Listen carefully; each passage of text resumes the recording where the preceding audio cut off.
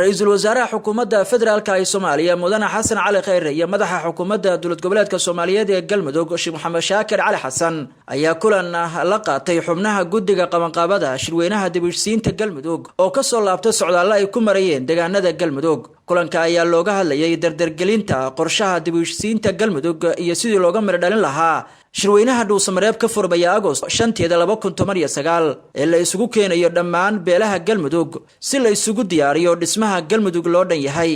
guddiga ayaa ra'iisul wasaaraha uga warbixiyay iyo madaxa xukuumadda Galmudug Sheekh Maxamed Shaakir Cali Xasan kulamadii ay la soo qaateen iyo fariimaha ay soo gaarsiiyeen bulshada deegaanada Galmudug oo kala xiraale Huurshe Balambal Caabud Waaq Gaalkacyo iyo Cadaado oo ay safar ku soo wada mareen waxaana markii kulankoodu soo ilaaday kadib la hadlay warbaahinta gudoomiyaha guddiga shirka dibirsiinta Galmudug Dr. Cabdiraxmaan Cabdilaahi Baadiyow kala qaadanay ra'iisul wasaaraha mudane xasan cali khayre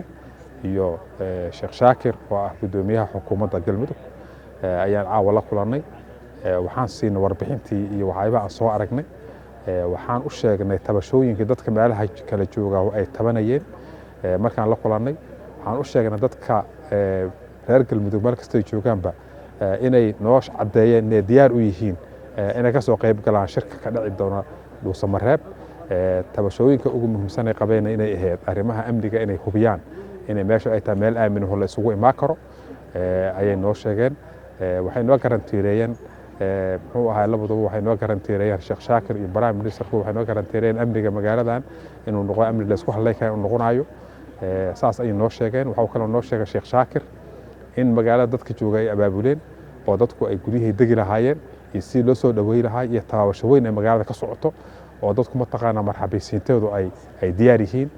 saas ayuu noo sheegay anagana waxaan ku boorinay in ugu hambalyeynay hawsha meesha ay soo gaarsiiyeen ayaguna aad iyo aad ugu farxeen shaqada soo qaban ra'iisul wasaaraha dalka Soomaaliya ayaa guddiga faray in la laba jibaaro dadaalada ay ku doonayaan waajibaadka ka saaran shirka si loo gaaro hadafka guud oo ah in la helo Galmudug loo dhan yahay oo u adeegta bulshada reer Galmudug kana qayb qaadata horumarinta qarannimada Soomaaliyeed. عبد الجمال معلن أحمد كالسن تيفي Dhuusamareeb.